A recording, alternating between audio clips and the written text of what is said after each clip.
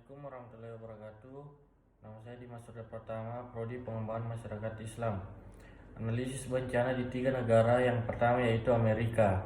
Amerika Serikat tidak sesiap yang dibayangkan untuk menghadapi bencana alam yang maha dahsyat seperti gempa bumi dan tsunami yang melanda Jepang.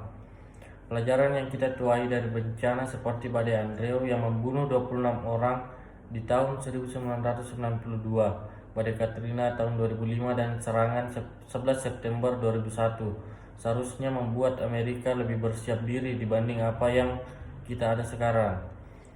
Kejadian-kejadian tragis yang terjadi di Jepang saat ini adalah peringatan keras tentang betapa pentingnya persiapan menghadapi bencana besar. Bencana itu bisa dan akan terjadi di sini, cuma kita tinggal masalah kapan. Adanya penanggulangan bencana federal Amerika banyak mendapat serangan kritik setelah ketidakmampuannya merespon badai Katrina yang membunuh 1.200 orang dan menimbulkan kerugian materi hingga 75 miliar dolar Amerika. FEMA diubah setelah Katrina, tapi Skinner yang menjadi penulis utama laporan terbaru FEMA menyatakan bahwa FEMA masih terperosok di ketidakbecusan sama yang ditemukan oleh para auditor 20 tahun silam dan menyeret kakinya untuk menerapkan perubahan.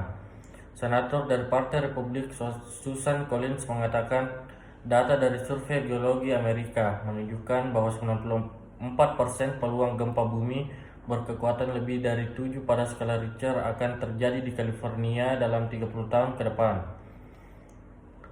Yang kedua yaitu Jepang.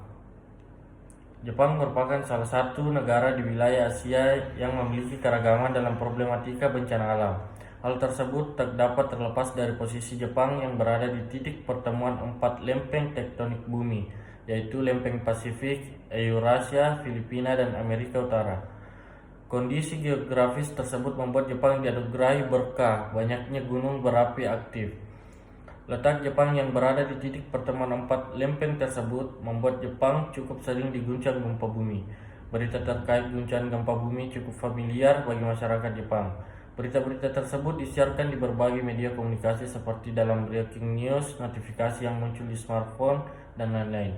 Dalam beberapa kejadian, gempa bumi yang mengguncang seringkali memicu bencana lainnya seperti tsunami dan tanah longsor. Adapun yang ketiga yaitu Indonesia. Indonesia terletak di daerah cincin api Pasifik sehingga sering mengalami gempa bumi dan letusan gunung berapi, di mana sekitar 90% dari gempa bumi yang terjadi dan 81% dari gempa bumi terbesar terjadi di sepanjang cincin api ini. Selain itu, Indonesia juga berada di antara 4 lempeng tektonik yaitu Asia, Australia, Samudra Hindia, dan Samudra Pasifik. Lebih lanjut, pergerakan bumi yang disebabkan oleh gempa bumi maupun aktivitas tektonik ini kemudian menyebabkan terjadinya bencana alam lanjutan, semisal longsor, likuifaksi tanah maupun tsunami.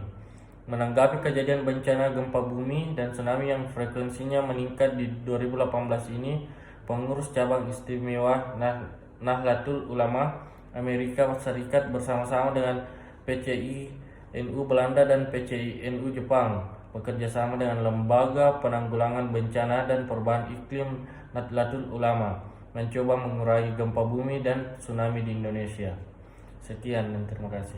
Assalamualaikum warahmatullahi wabarakatuh.